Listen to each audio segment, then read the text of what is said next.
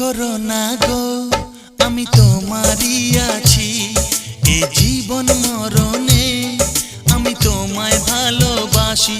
আমি তোমার ছায়া হয়ে রব তোমার পাশাপাশি।